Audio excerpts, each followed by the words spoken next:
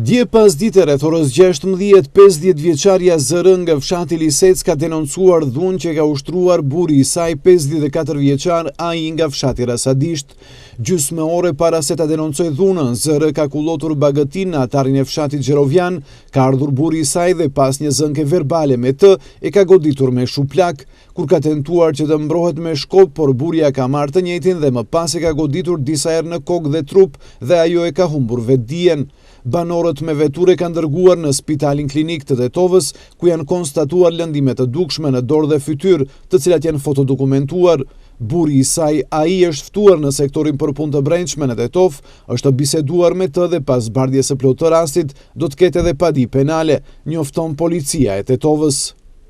Në kryqëzimin e rrugëve Ilinden dhe Braqa Miladinovci në Tetov, dje rreth orës 13, ka ndodhur aksident trafiku ku kanë marrë pjesë veture tipit Golf me targa të Gostivarit, e drejtuar nga 19 vjeçari AH dhe këmbësores 11 vjeçare. Në këtë aksident, vajza e vogël ka marrë lëndime trupore dhe e njëjta është dërguar në spitalin klinik të Tetovës, ku pas marrjes së ndihmës së parë është lëshuar për kurim shtëpiak.